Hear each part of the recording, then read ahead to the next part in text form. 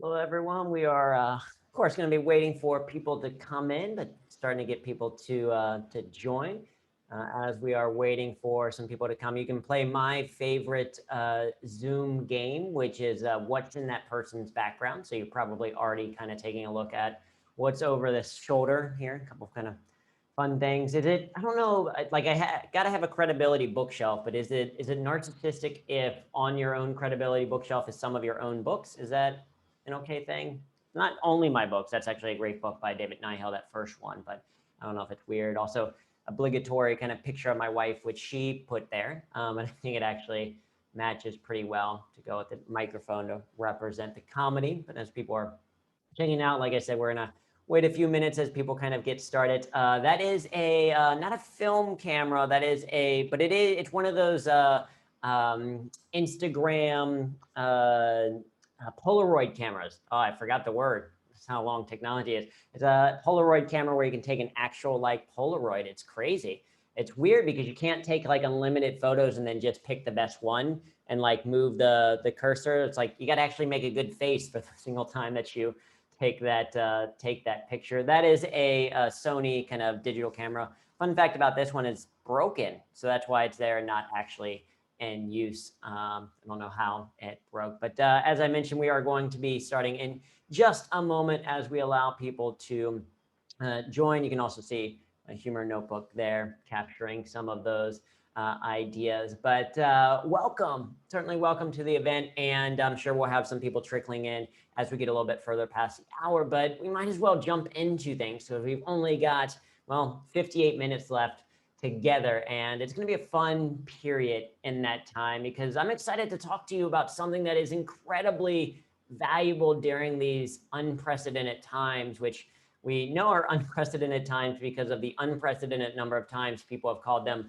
unprecedented times. But it is true, right? This is something that probably about a year ago, or maybe a little bit more, was something we did not expect to have to go through, this entire worldwide pandemic, along with everything else that is happening. And I'm curious how you all are feeling today. We are already 28 days into the new year, which is crazy to me. It's gone by so very quickly, but I'm curious how you're feeling. So go ahead and share in the chat on a scale of 1 to 5 how you're feeling this moment. A 1 is that you're really stressed out, things are really tough. And a 5 is you're feeling pretty good. You've been able to reset kind of from the new year and excited about 2021. So share on a scale of 1 to 5 how you're feeling in the chat. Starting to see some numbers come in, some 4s, some 3s, some 2s. So David's at a 5, feeling pretty good. Yasmin's at 4. Daniela is kind of deciding between the 3 to 4 range, 5, etc. Right? Recognize that number probably changes for you depending on the month or the week or the day, or even sometimes whatever meeting you happen to be at. Sometimes you start the day at a 5, then you just have a certain meeting and it's like, all right, I'm down to a negative 3.5 or something, right? So recognizing the changes that are coming, and everyone is adapting a little bit differently. I know for me, at the very start of the pandemic, it was a little bit of a challenge because at the time I was living in New York City in an East Village apartment with my wife in 400 square feet. That's approximately 38 square meters for those of you on the metric system. That's a very small space. It got to the point that my wife and I kept on building pillow forts just so we'd have a new room to explore.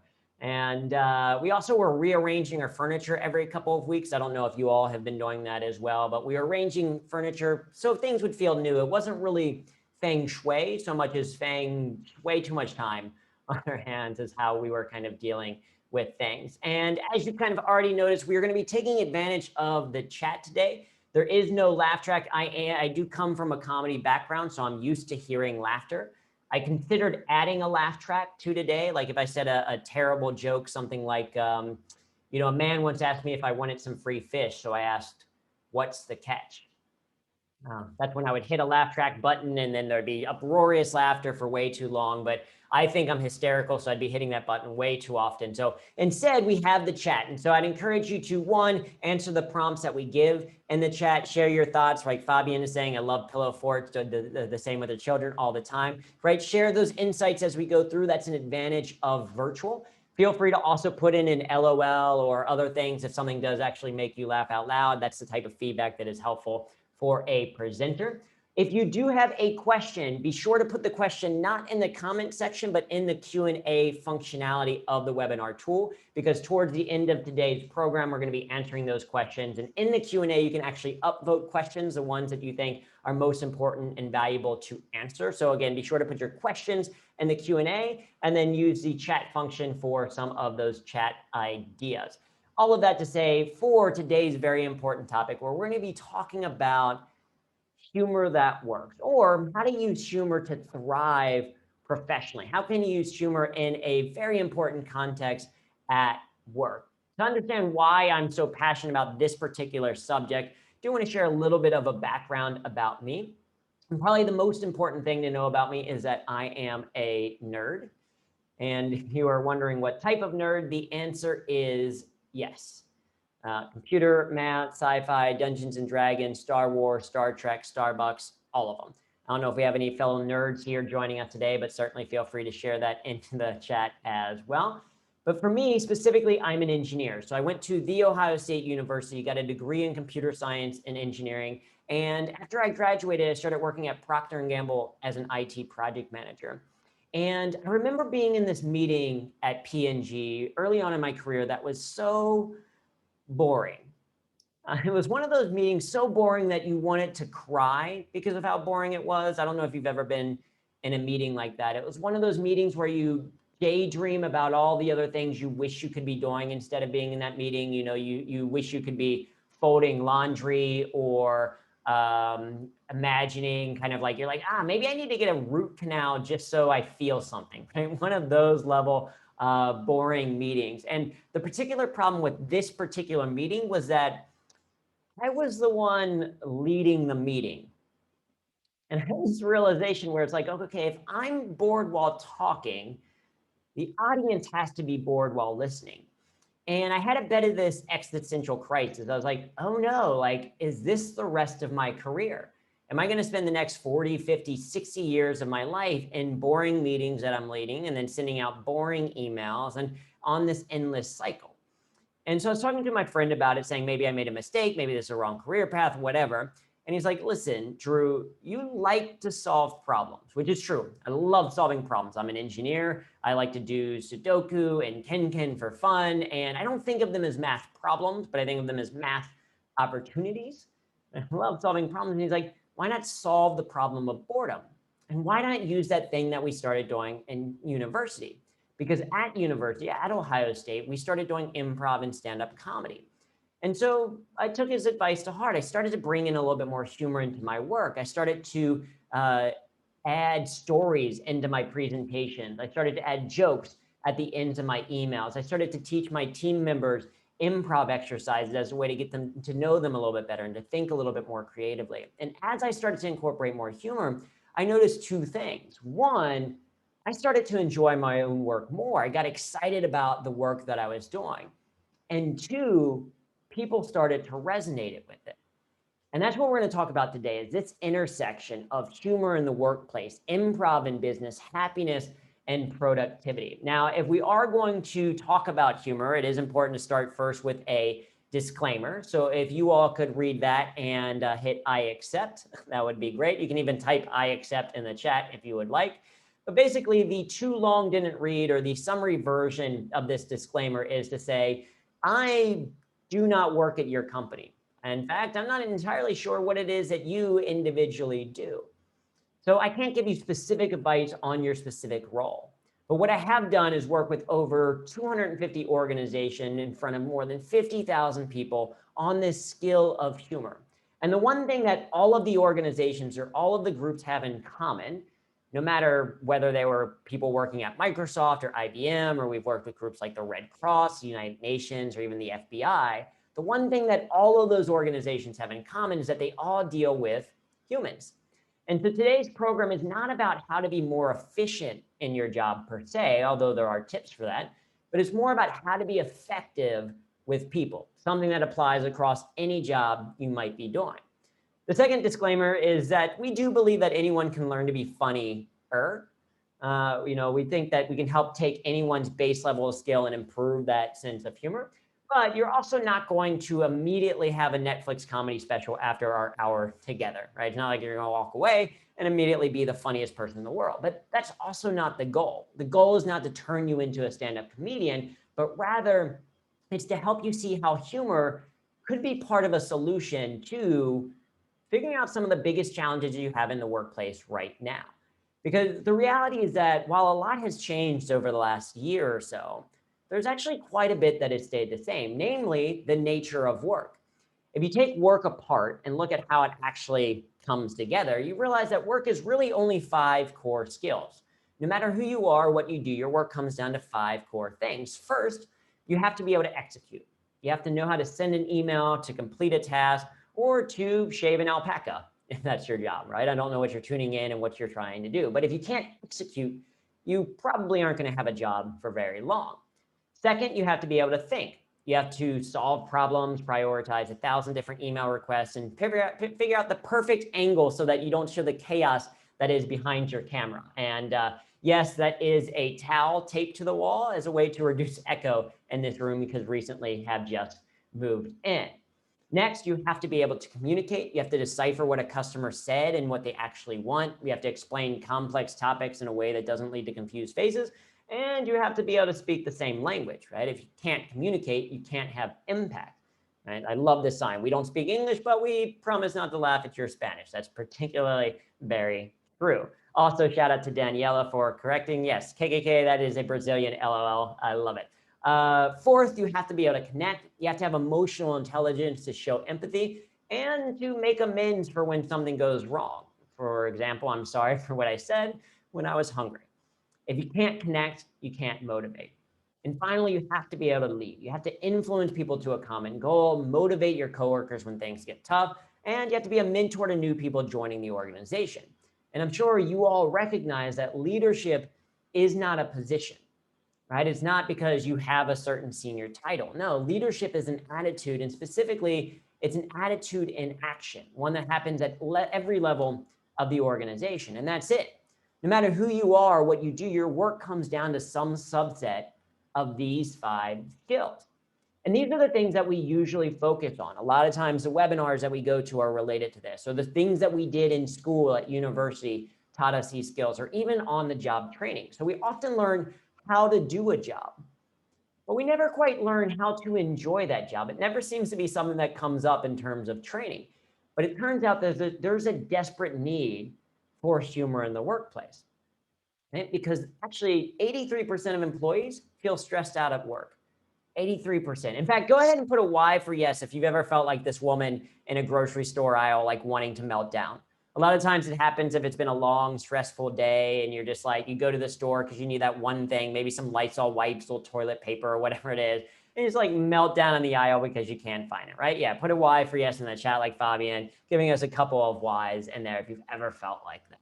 I know I certainly have. So 83% of employees feel stressed out at work. 55% of employees are unsatisfied with their jobs. In fact, fun fact, here in the United States, more people believe in ghosts than like what they do for a living.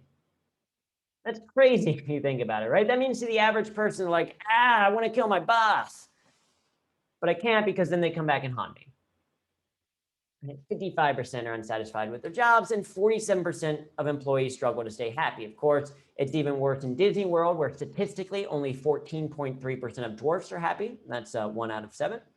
But all of this is even worse during the pandemic, because 61% of people are feeling more stressed, 60% are feeling on edge, 69% are distracting themselves. Like, as I mentioned, my wife and I are building pillow forts because we're feeling trapped at home.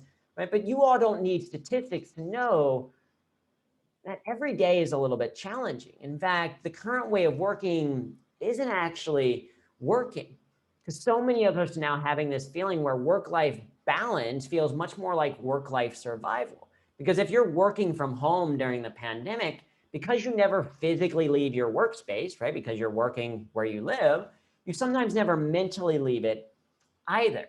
And we're spending entire days in email, Slack, Zoom, or WebEx, or Microsoft Teams, or whatever kind of virtual technology you are using. And I don't know about you, I am lying a lot more because of virtual meetings. In fact, the #1 lie that I am telling is, I'm sorry, I have to run to another meeting.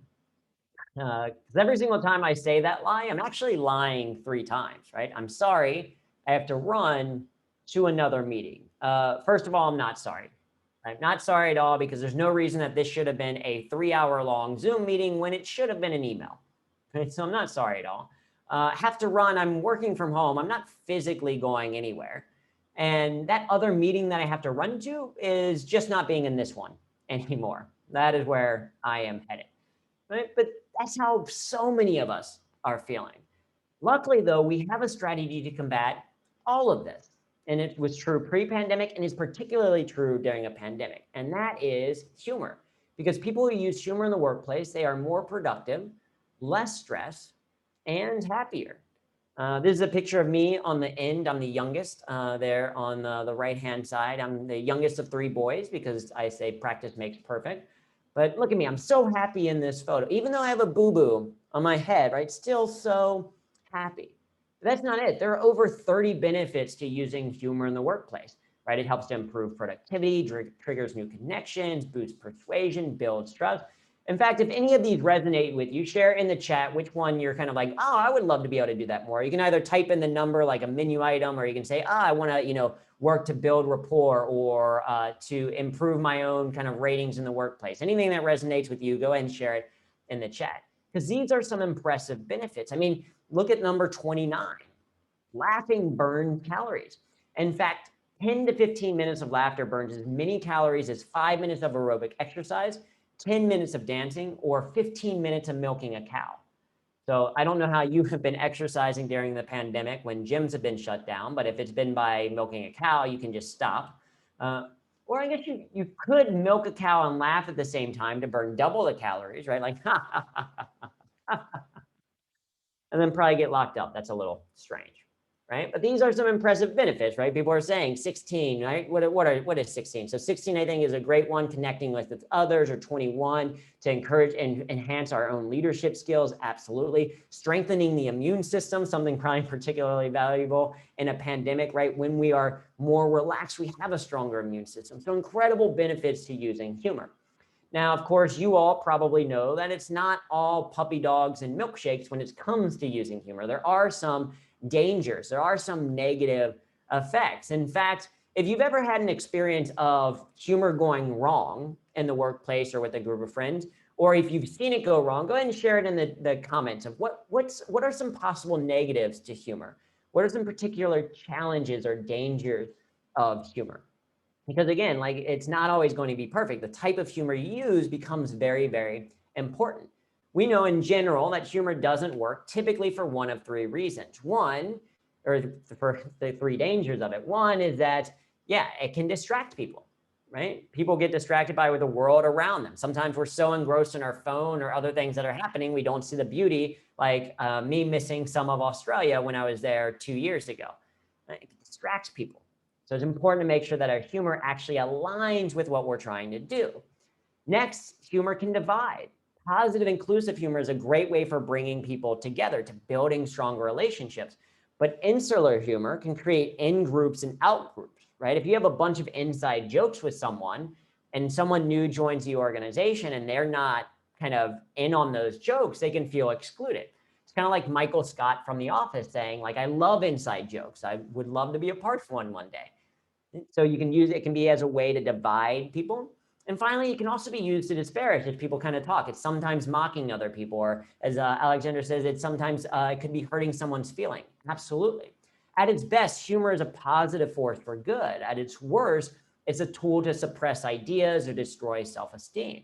And if you work in an environment where people are constantly ridiculed, it changes your behavior. You're more likely to be aggressive, that's what studies show, or you're going to check out completely. And this is part of your skill of humor, is knowing what's appropriate humor and when to use it. To help understand how to do that, it's important to make sure that we're on the same page when it comes to using humor. Because sometimes we can be speaking the same language and not be speaking the same language. Because I'm sure many of you speak multiple languages. In fact, go ahead and share in the comments how many languages you speak, because I know we've got a little bit of an international audience. So I'm guessing some of you speak 2, 3, maybe 4 languages. I will tell you that I only speak one, like a stereotypical American. I only speak one language. And it took me going to the United Kingdom to realize that I don't even speak English. I speak American, right? Because there are differences between British English and American English, or the international English and American English, right? Because like in the UK or internationally, a lot of times groups will say things like lift. In the US, we say elevator. In the UK, they'll say a lorry. In the US, we say truck. And in the UK, they say the water closet or the loo, or my favorite across all of Europe, most people just refer to it as the toilets, right? That's accurate, that's specific. Because in the US, we will say bathroom or restroom. And both of those seem wrong, because if you're out in public and you go to the bathroom, there is no bath in that room. Or some people say, oh, well, we call it a restroom. And it's like, is that really a room that you want to rest in? I don't think so, right? Toilets, I think, is great. It's accurate, it's specific. And so I was like, I'm going to start saying that. So a couple of years ago, pre-pandemic, I was in New York City and went into Starbucks and went up to the barista. And I was like, oh, excuse me, where are your toilets? And she was confused. She was like, in the bathroom? Right? So sometimes you can be speaking the same language and not speaking the same language. And I'm impressed with all of these answers, right? People speaking 3, 4, 5 languages, right? I've barely got one. And so sometimes there's a miscommunication. And so when we think about humor, a lot of times people have a certain connotation to the word. Most people think of funny or comedy or laughter. And those are all components of humor. But humor is actually more broad than that. Humor is defined as a comic, absurd, or incongruous quality causing amusement. So that definitely includes comedy, but it's also something a little silly or something a little different, right? It doesn't always have to lead to laughter, but maybe it leads to a smile. It might be like this sign found outside of a coffee shop. Life is like a game of chess. I don't know how to play chess. I think that's a comedic sign. Or you have this sign found in a park. This is a silly sign to me because this is the first stick figure I've ever seen with a butt. And that is absurd. Now, a lot of people say that's clearly his other hand, but no, to me, it looks like a stick figure with a butt. It's silly. And finally, we have this stop sign. Now, this stop sign isn't necessarily laugh out loud hysterical, but it is something different. If you pulled up to this stop sign, you'd probably pause for just a little bit longer. And that's what we're talking about today. It's less about trying to make our work funny and more about making our work a little bit more fun. Or said differently, we're seeking humor that works, this missing skill for our success and happiness in the workplace. So how do we get there? How do we gain the benefits of humor while also avoiding the dangers of it? Well, it can help to have a little bit of a humor guide. And in fact, we can return back to those 5 core skills that we talked about earlier, because we can use humor to improve each one, to do them a little bit more effectively. For example, we can use humor to execute faster. Now, this is an area that I've done a lot of research because I, as an engineer, am obsessed with efficiency to the point that I believe the word efficient should only be 1 syllable, if you think about it, right? I also listen to all podcasts at 2x speed because not only is it faster, but more people sound like me, which I think is appropriate, right? I'm obsessed with efficiency. I've done a lot of research around productivity, about time management, of Pareto's principle and Parkinson's law and the Pomodoro technique. And the one thing that I've learned is that it is very hard to be productive if you are dead, or if you feel like death, if you are sick and tired, burned out, stressed out, worn out, right? Go ahead and put a Y for yes in the chat if you felt like this during the pandemic, like this person sitting at their computer. Maybe you started at some type of work day feeling pretty good, and then by the time you get to the meeting, it's just like, yep, you're all out of energy. Absolutely, right? We're seeing that in the chat. I've certainly felt it as well, right? Especially after you're on your 4th hour of Zoom meetings and it's just back to back to back to back.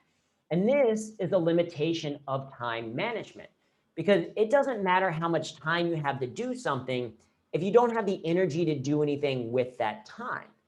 And this is why it's important not only to manage time, but also to manage stress. Because if you don't manage stress, you are going to feel this. You're not going to be as effective as you could be, or your team isn't going to be as effective as they could be. And it all starts by just adding a little bit more fun. For example, you could be like these sewer workers having a little bit of fun with their job, right? Ninja Turtle search in progress. I feel like that's pretty good. You could be like these museum curators working in the Beetle collection. I feel like that's pretty good. Or this airline pilot. Now, airplane flying, that is slightly terrifying, but mostly fun. I mean, adding levity to your work doesn't have to mean that you don't take your work seriously. It just means knowing that you have to manage stress. In fact, at the beginning of this year, we led a stress management workshop for the United Nations, which you can imagine is a pretty stressed out organization, particularly in this current environment. And what's interesting though, is as we were doing the pre-event assessment, as we do for all of our workshops, learning more about the group, we were asking questions like, what are your biggest stressors that you're facing right now? And while with many of them, certainly with the UN, there was big global things going on, a lot of them also had some of the same stressors I'm sure you're going through. Having too many emails, having demanding deadlines, you're working from home with a significant other, or having to homeschool your kids while also being productive, or just not having your normal mode of stress relief. All of these things were common. And what's interesting is that whether you work for an organization like the UN, or you work as an entrepreneur for yourself, or you work in sales or anything else, the same stress management strategies apply. And humor is a great way to manage stress, because what gets fun gets done. I can prove that with a very simple question. It's a simple question and a little bit of a dumb question, but I would love for you to answer this in the chat. And the dumb question is, would you rather do something that is fun or not fun?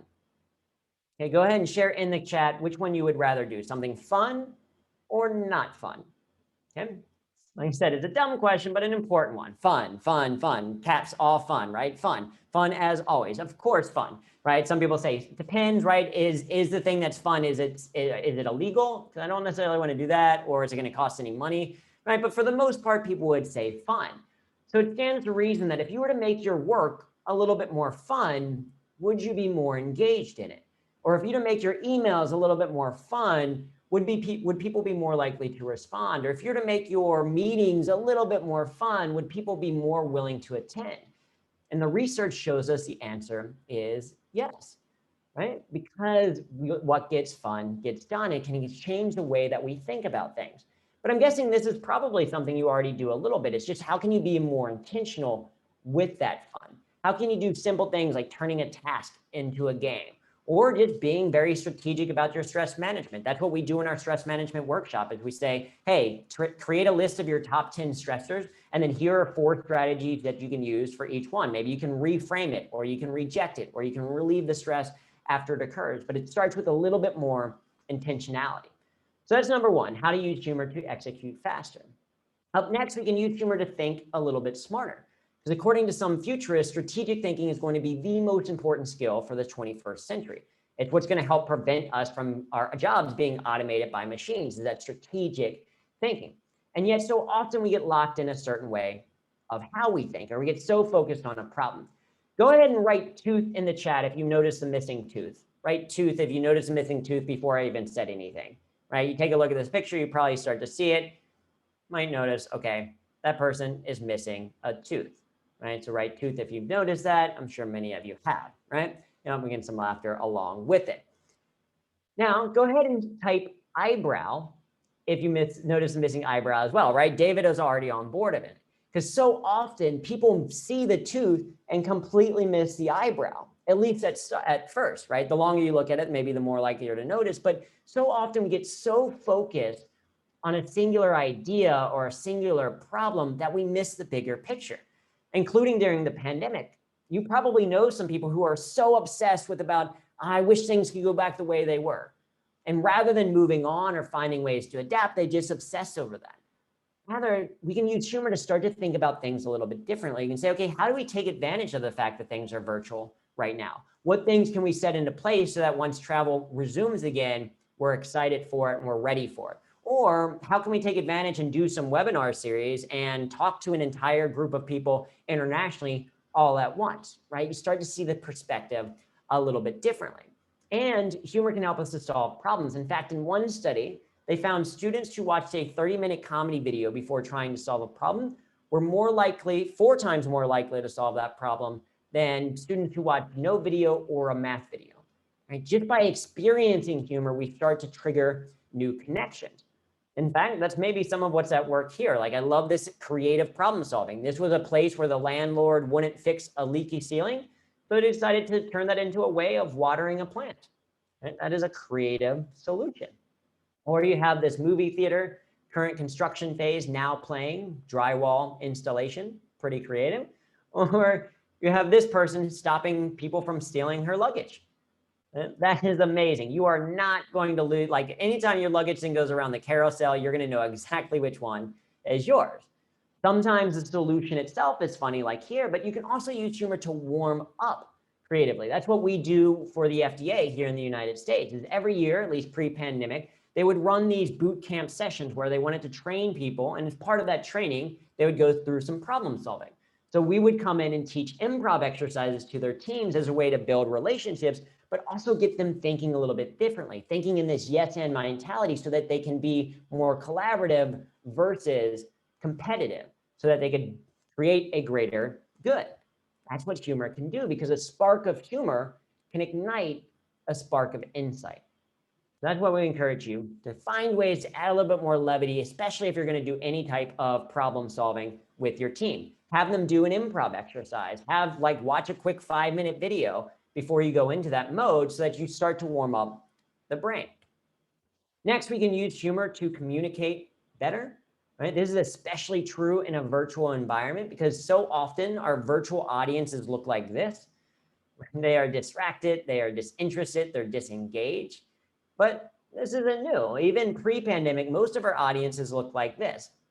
In fact, go ahead and share in the chat, what's wrong with this audience? Right? If you were the speaker for this audience, why would you not necessarily think why would you think this wasn't necessarily going well? What do you see, right? They're bored. Alexander says there's a lack of energy.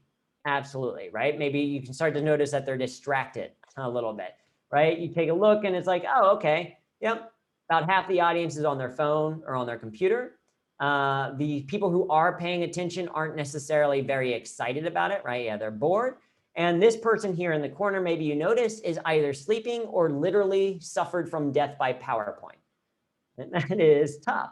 One of the keys to getting and keeping attention is being relevant, either by telling your audience exactly what they want to hear or something that they need to know, and by using humor, because humor is instant relevant. People want to have fun, right? As soon as someone starts laughing, you're like, hey, wait, what are you laughing at? I want to be in on this joke, right? It's a very valuable communication strategy. Something simple, I think, like incongruity, like this store sign, grabs your attention a little bit more than if this just said 8 to 2. Just a little bit of incongruity. Or it might be very brutally honest. Love this sign. Danger, do not touch. Not only will this kill you, it will hurt the whole time you are dying. That is an effective sign. It can also help to improve understanding, like this door to a math classroom. And you can tell from this picture that this is a cute door. If you didn't like that joke, it might be a little bit too obtuse, perhaps. And if you don't like my triangle puns, that's all right with me. Right? Some terrible, terrible jokes. And finally, this was found in a dentist's office. Now, this last one, you instantly understand what this group does, right? It stands out, it resonates, it explains what they do in a memorable way. In fact, you're probably going to go to sleep later tonight, close your eyes, and see the picture of Gollum with a full set of teeth. I don't know why that's scarier than Gollum without teeth, but it definitely is weirder that way. Humor helps to improve our communication skills, regardless of topic. In fact, we had an opportunity to do some work with the Red Cross with this gentleman, Pablo Suarez, seen here throwing a Frisbee at a White House event. But we were working with Pablo on how to add a little bit of humor to a presentation that he was giving on geoengineering. And for this particular presentation, he was going to be presenting to high school students. And if you're not familiar with geoengineering, it's basically different strategies that we could potentially use as a way to combat climate change. As we were talking with Pablo and doing our kind of one-on-one coaching work with them, he mentioned that one of the strategies was the idea of releasing a bunch of sulfur particles up in the air, which would act like tiny little umbrellas that would reduce the amount of sunlight reaching Earth. And as he mentioned that, I was like, oh, tiny little umbrellas. I was like, you should mention Mary Poppins, right? Because umbrellas, Mary Poppins, there's a great connection there. And Pablo was a little bit resistant to the idea. In fact, I believe his exact words were, that's stupid. Because Pablo was like, first of all, these are high school students. I don't know if they're going to even care that much about Mary Poppins. And second of all, he's like, I hate Mary Poppins, the movie. I think it's terrible. And ignoring the blasphemy that is not liking the movie, I was like, I disagree. I think it's something that's going to pique curiosity. And the great thing about Pablo is that he's a scientist. So he's like, okay, let's see if we can prove it. And this was an in-person event pre-pandemic. And so what we decided to do was we set up a camera that would record the audience with their permission. And later we ran the audience through MIT's emotion analytics, where basically they can take a look at video and give a score based on engagement, mood, etc. Take a guess as to what happened in this spike that you see right there on your screen, right? What happened right here? You're probably exactly right, because otherwise, why would I be telling this story? That was the mention of Mary Poppins. It boosted engagement and mood. It turns out that a spoonful of sugar helps the incredibly complex solutions for climate change go down. Now, this type of association is pretty simple, and it's just a simple way to try to make dry material a little bit more engaging or more interesting, to get people to lean in a little bit more, because where there is laughter, there is listening. And an association is a great way to create that. Right? Think about the things that you have to explain, and can you create some type of association to something a little bit more interesting? To pop culture reference, can you talk about Queen's Gambit or the Kardashians or sports or hobbies, whatever it is, something that's going to make yourself more interested and the audience more interested in what you're presenting. Then you just make clear connections. Oh, actually, in many ways, this is like this, right? You're doing a simple association using humor. Great way to improve humor, a great way to improve communication. Next, we can use humor to connect closer. This is one of the biggest challenges during the pandemic, because though it is easier to connect technologically, right, because of advancements with virtual meeting software, it's a lot harder to connect emotionally. And that's one of the things that we forget in this current environment, is that humans are not robots, which I know is an obvious thing to say, but so often we treat people as if they are. In fact, my background is in project management. That's what I did for 6 years at Procter & Gamble in the IT space, was project management. And it's interesting, because have you ever thought about the fact that we label people as resources? Right? Just as we say computers are a resource or money is a resource, we say humans are a resource. And sometimes if that's all we focus on, sometimes we start to forget that the other person on the other side of an email, or the other side of a phone call, or the other side of a virtual meeting is a fellow human being with a human life and human emotions. And maybe, just maybe, the reason why their email is late to you isn't because they secretly hate you, but because they have a sick kid at home, or because they're dealing with at-risk parents, or because of who knows what's going on, right? Humor helps to remind us of our humanity, but it helps us to build and bring back these connections, right? Because so far in a pandemic, so many people are feeling like Alexa and Siri, right? You say a command out loud and then you get a response. And I don't know if you all are saying thank you and please to your Alexa. I highly recommend, if you have a smart device, Siri or Google Home or whatever it is, if you do have one of those, I highly recommend you say thank you and please. Not only does it keep you in good habits for actual humans, but also if there is a robot uprising, you want Alexa to be like, you know what, they were one of the good ones. And it's just a strategy for avoiding the computer apocalypse. But humor brings that connection back. We can use humor as a way to be supportive, right? Such as these people at a marathon.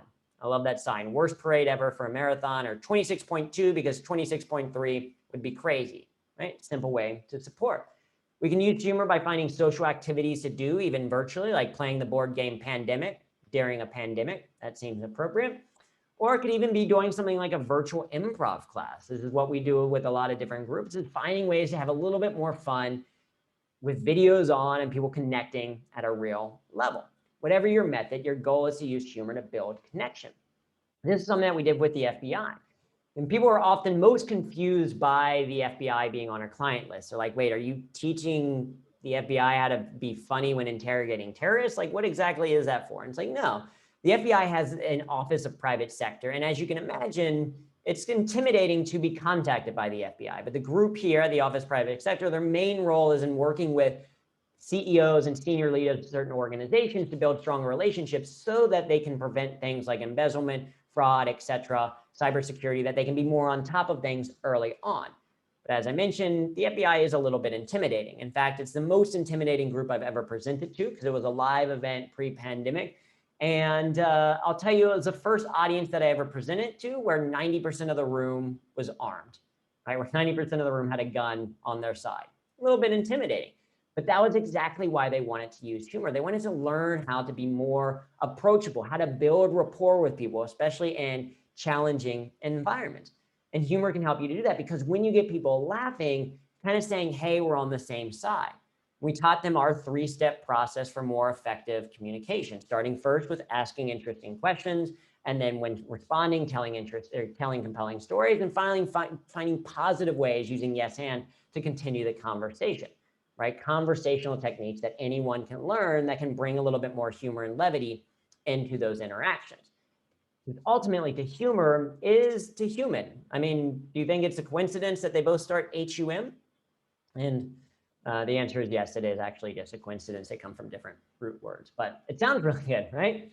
But humor is to human, to find ways to get to know people better, right? And it can actually be pretty easy. In fact, it can be as simple as asking a question at the beginning of a meeting, right? If you're getting ready to kick off a team meeting, you might start with, hey, let's take 3 minutes real quick and answer this question so that we, right, have that human connection again. In fact, one of my favorite questions you all can answer in the chat right now, and that question is, what's the first thing you remember buying with your own money?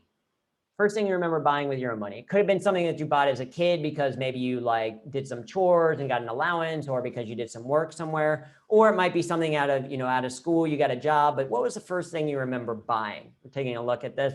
You see a couple of different answers there. I like it. We're seeing a record, some candy, 768921. Very nice address for my mother, right? Cool trousers. I appreciate that. We're getting some honesty there of a Hillary Duff CD, specifically that one, a t-shirt, clothing for my Barbie, right? So this is an interesting one. As soon as you ask this question, you start to get to know that person a little bit more. For me, it was also a CD. It was an album. It was Mace's Harlem World, because when I was much younger, I got very big into hip hop. And so I ordered Mace's Harlem World. So if you know that music, right, creating a little bit of a connection. I want to learn more about this Hillary Duff CD, etc. Right? It's just saying, oh yes, these are humans that we are talking to. That's helped to build connection. And finally, we can use humor as a way to lead further. As I mentioned earlier, leadership is not a position. It's an attitude, and it's one that's needed at every level of the organization. And you know the impact a single person can have on your day. Because sometimes you're in a bad mood, but then you see that one person who's like such a positive in your life that it changes for your mood for the better. You've also probably experienced the other people where you've been having a pretty solid day, and then you meet a certain person and they're such a curmudgeon or so down about something or so angry or so whatever that they bring you down as well. We know we have an impact on other people. So the question is, what are the impact you're having on the people around you? In our leadership workshop, we talk about this gap between intention and action, right? There's a gap between these two. And we know that no one intends to wake up in the morning and they're like, you know what, I want to lead a boring meeting today. Or I want to send 1,000 unnecessary emails. Or I want my clients to be annoyed with me. That's definitely my goal for the day, right? No one intends for that to happen, but it happens every single day, right? That's that gap between intention and action. And that creates what we call unleadership. Well, humor is a great way to help to avoid some of these things, because how you behave does dictate the behavior of other people around you. In fact, the #1 reason why people say they don't use humor in the workplace is because they don't think that their boss or coworkers would approve. It's the #1 reason. It's not that they don't know how. It's not that they don't want to. It's just that they don't think that it would be welcome. And what that means is that if people on your team aren't using humor, especially if you're a senior leader, but even otherwise, but if people around you aren't using humor, then you might be part of the reason why. Probably not intentionally, but maybe your behavior is kind of teaching them like, oh, this isn't something that I can do and have a little bit of fun with. But the other thing to recognize is if you do even work in an organization where people say no fun whatsoever, is that you can still use it for yourself. And by starting to use it for yourself, you're also going to help to start to encourage it from other people, right? That's the easiest way to actually do it, is to just use humor yourself. Do the things you want, right? Be useful out there. When you start using humor as a way to execute faster, think smarter, communicate better, and connect closer, people will start to notice and mirror that behavior. They'll be like, oh, I love how so-and-so starts their meetings with a quick exercise. I can do the same thing. Or I think it's great that so-and-so adds a joke at the end of the email. Maybe I can add a quotation as well, recognizing that you don't actually have to be the creator of humor to use it. Instead, you can be a curator. You can find interesting things and share it out. You can also be more deliberate in how you recognize humor. You can formally recognize it with a program at work. In fact, that's what we do every single year. We host a corporate humor awards. Those are coming up in April, where we recognize people from all around the world, organizations that people who are using humor in effective ways. In fact, if you know someone or want to nominate yourself, you can go to humor.me/nominate to get some of that recognition. But also, you can do something just simply like laughing or smiling a little bit more. Because laughing and smiling cost you nothing. It's not like you're going to laugh at a mediocre joke at work and then go home and watch what I think is the funniest movie ever, such as something like Airplane. You can disagree, but I think this is the best movie, funniest movie in the world. But it's not like you're going to laugh at something at work and come home and be physically unable to laugh later. Right? Laughing, smiling, it costs you nothing. And it can be so powerful in encouraging other people. Right? That's part of what leadership is. That's what we did for this Chris Collins and the CEO of Chris Collins. He wanted to bring more humor into his work. So we got together some of his senior leaders and did some one-on-one and group coaching with them to help build out their skill set so that it could have an impact on the entire organization. Because when it comes to creating positive change, laughter is leadership. Right? Think about for yourself, what are ways that you can do to support a culture of humor and positivity for yourself and for your team? So this is it. That's what we've kind of covered so far. We've got time for some questions, but go ahead. And like I said, if you do have a question, share it in the Q&A functionality. So if you go down to the bottom of your screen, click on the Q&A there, and then you can type in your question. You can also upvote the different questions that you do like, but certainly feel free to put those there as well. And as you're thinking about potential questions, think about what objections do you still have? What obstacles still exist for you to using humor? And I'm going to answer a couple of questions, and then we'll go into, I'll close on some action items and give you a couple of resources in terms of what to do next steps, right? I'm an engineer, so everything has to end on next steps. But first, I want to answer some of these questions. So first question that we got from a little bit ago asked Gozia, I'm not exactly sure how to pronounce it. I apologize. But asked the question, how can you incorporate humor in professional life if you deal with serious issues at work? Mortality, severe injuries, death. Great question. And there's a couple of ways to go about it. One is you can be very deliberate about using humor just for yourself in those scenarios, right? You might not necessarily use it with a client, or I'm guessing maybe a patient or something like this. Like that is, you can focus a little bit. Okay, how am I going to use humor to relieve stress at the end of a day or in between some of these difficult moments? We do a lot of work with healthcare professionals and emergency first responders because they absolutely need humor. If you don't have humor, if you never relieve that stress from all of that trauma and terrible things, you're going to burn out, right? You're not going to be as effective at your job. So that's one thing to do, is kind of focus humor on yourself or create a small kind of close-knit group. You can also still use it with people in those serious situations. I think the key there is being positive and inclusive about it, right? And to be everyone, hey, this is the thing that we're doing to be positive in this moment. With patients in particular, we've talked with doctors and nurses, and they've said sometimes they kind of take the patient's lead a little bit to kind of say, okay, what is, how does this person react? Are they very, very serious and somber all the time? Okay, maybe we're going to do a little less humor, and we might focus a little bit more on fun as opposed to funny. Or other groups, if the patient is also making kind of jokes, et cetera, then okay, we have a little bit more license to do that. But the big key there is positive and inclusive, and then also using that humor yourself as a starting point. Focusing on yourself is a great place to start. So Fabian asked the question of, okay, my boss is so stressed all the time, feel like he or she won't laugh at anything. One, it's interesting because a lot of times people have that perception, but it's not actually the reality. So often people don't know how to use humor in the workplace or don't know that it's appropriate. But then once they start to feel it and experience it, it's like a breath of fresh air. They're like, oh, I actually like this a little bit more.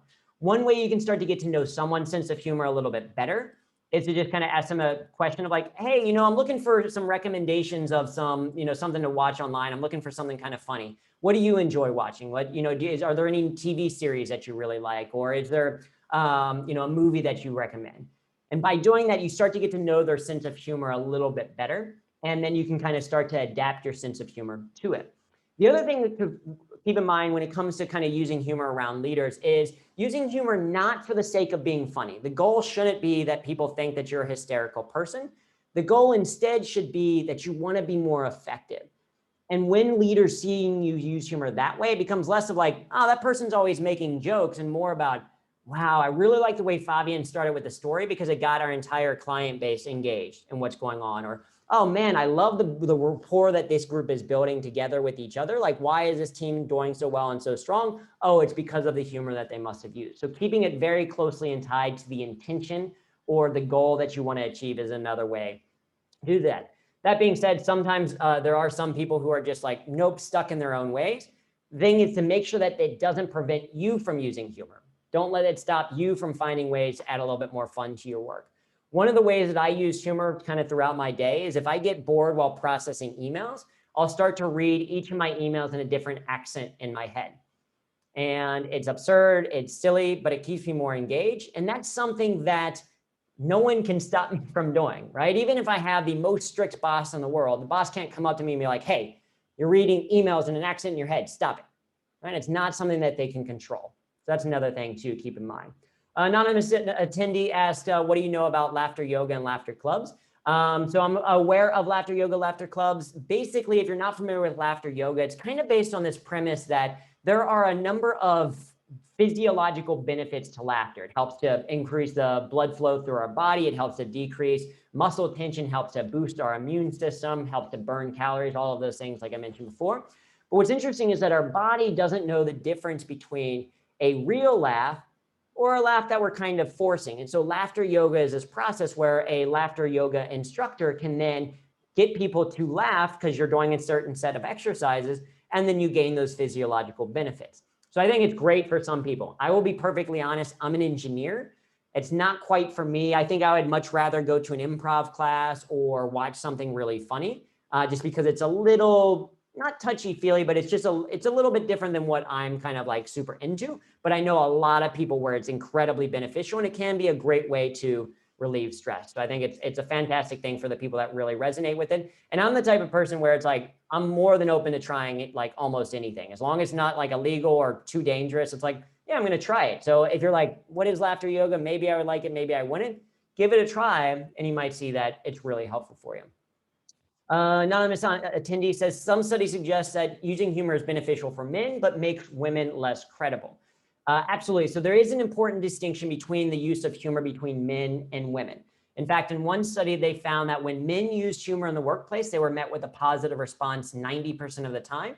And when women used humor in the workplace, they were met with a positive response only 20% of the time. And positive response in this particular setting meant that there was either a smile or a laugh. Doesn't mean that it was necessarily a negative response, but means that there was something kind of visual or audible to say that there's a positive response. What's interesting about that same study, though, is that they found that 80% of the humor that men used was off the cuff. It was conversational kind of humor in the moment. 70% of the humor that women used was self-deprecating humor. Now, self-deprecating humor can be a fantastic form of humor if you are in a high status position and it's used sparingly, and it's talking about something that's not related directly to your job. Right? If you're saying like, oh, I'm such a terrible salesperson and sales is your job, then it's not always going to be effective humor.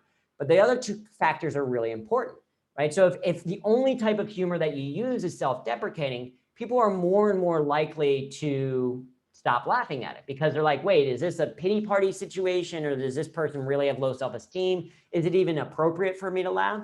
And then the other scenario is that it does impact status. Right? If you're in a high status position, self-deprecating humor, or where you're using humor to poke fun of yourself, right? For example, I'll sometimes talk about how skinny I am or frail I am. I was born 8.3 pounds, that's 3.7 kilograms, stayed that way till I was 15 years old, right? That's a little bit of a joke poking fun at myself. What it does is it helps to reduce status differential, says I don't take myself too seriously. But if you're in a lower status position, either because of maybe you're newer to an organization, or because of the very real gender biases that exist in the workplace, something that we all have to work to improve. But if there is a gender bias against your status already, and you use self-deprecating humor, only going to lower it a little bit more. So all that to say is, yes, men and women do laugh at some things differently. Some of it's culture, and the perception of them using it is a little bit different. Some of that is because of the perception of status, and some of that is because of the style of humor that is used. That being said, for women, it doesn't mean that you can't use humor at all. It just means being intentional about the humor that you use and who you use it with. Right. And then that's just kind of the unfortunate reality. Obviously, it's a thing that all of us, the men listening, that's a thing that we have to get better at, is to also make sure that we are being equitable to everyone. And so for women, maybe like anyone, if you're in an environment where you're unsure of how the humor is going to come across, start first with using humor directly for yourself. Use it for your own situations, use it for your own kind of mentality, use it for your own way of relieving stress at home. And then slowly over time, use it more and more with other people and see and adjust as you go along. But that is a fantastic question, an important one to recognize. So then let's see, we'll take one or two more. Alexandra asks, how do you use humor to bring someone, a superior, back in line who takes pleasure in tearing people down and attacking them directly? Ooh, that is can be a very tough situation. There's a couple of strategies for when people are using aggressive humor. One, sometimes the style is that they almost want that banter back and forth, right? In fact, this is one of the big differences between, say, British humor and American humor. This is one of the challenges in some of the coaching that we do with UK executives coming to the US, is that in the UK and Australia, there's a big culture of banter, what they say, taking the piss out of someone. Something that you might do with someone very quickly right away as a way to kind of get to know them. It's like, hey, we're just having good fun. But in the US, for some people, that's like too aggressive, right? Too intense, too fast. And so you have to understand that there are going to be some stylistic differences. But sometimes people want that kind of back and forth of like, oh, they're aggressive in this way. And so they like, but for you to be aggressive back can be good. But that might not be your style. Another way to disarm those types of humor, that type of situation, is to feign ignorance. That's one of the best strategies for if people say something that is offensive, right? Or racist or sexist, be like, I don't get it. Wait, why is that funny? And then for them to have to explain, oh, well, it's funny because it's based on the stereotype of whatever, then you can always say, oh, that's, yeah, I don't find that kind of humor interesting, right? So that's one way to do it. The other thing is to use humor as a redirect. If they start talking about something else, you can use humor as a way to kind of like, hey, let's focus on this thing over here, or deflect a little bit. It's very situational. It can be a difficult challenge. I know that's not the most perfect answer. So Alexandra, if other people have kind of questions around that, feel free to follow up with me directly on it. But those are some kind of starting points around that. Polk asked the question of, will too much fun make you less professional? Yes, right? If you're only using humor for the sake of humor, if you are intentional about how you're using humor to, hey, I want to solve this particular problem or do this particular thing, you're generally going to be okay. But if you're using humor to replace the work, if you're like, I don't really feel like doing that thing, but I'll just be really funny in the meeting and that'll be okay, then yes, that's when you start to look like a class clown or a jester. Versus, no, you still get the work done, you just do it in a way that's more fun. And that's when you start to really see those leadership benefits. An anonymous attendee asked a very relevant question for me. How do you make Germans laugh? My wife is German. She is the first German that I ever dated. It's the most efficient relationship I've ever been in. Maybe that's why it worked, because I'm an engineer and she's a German. But the reality is that people laugh is universal, right? It's part of the human experience to enjoy humor. What they laugh at is very different. And when that context is appropriate is also important. With Germans, interesting, we've done quite a few events in Germany and with German companies, because the German stereotype of being focused on efficiency is relevant, because humor can help you to be more effective, right? This is a thing that's like, hey, this is actually going to help you get better results. Is that of interest? Oh, yes. Okay, well, then let's focus on it. But anything is about adapting to the audience. Also love using how, oh, maybe we met in Cincinnati. We're gonna have to chat. That name looks familiar, but I'm gonna jump into slides real quick just to close out, like I said, on action items. Your single action item really is just to start, which I know is a terrible action item because it's vague and all of that, but it is truly where it all begins, is it starts with a choice that you have to make. If you're like, okay, that is too vague, if you wanna do a deeper dive into the subject, our book, Humor That Works, a missing skill for success and happiness at work, does a deeper dive into each one of these core skills. In fact, covers what we call the 10 humor strategies that anyone can learn to get better results and have more fun at work. Does a deeper dive into it. We also offer a bunch of different programs online where you can come or bring us into your organization to talk about team building or storytelling or management, humor, etc. We also just recently launched a humor assessment. So if you want to get to know your own style of humor a little bit better, go to humor.me/ASW. You can fill out a very short assessment, and from there you can learn about your own specific humor style, a great way to kind of build your humor skill. The last thing that I'll say is whether you do any of that or not, the thing that we strongly encourage you to do is to simply try to drive 1 smile per hour. Try to think about what's one thing you can do each hour of the day that brings a smile to your face or the face of someone else. And by doing that, you start to develop a humor habit. You start to notice how easy it is to find humor in the world around you because you decide every single day how you're going to do your work. So why not choose to be more productive, less stressed, and happier? Why not choose to get better results and have more fun? Why not choose humor that works? You all have been fantastic. Thank you so much for joining. And I'm sorry, but I have to run to another meeting.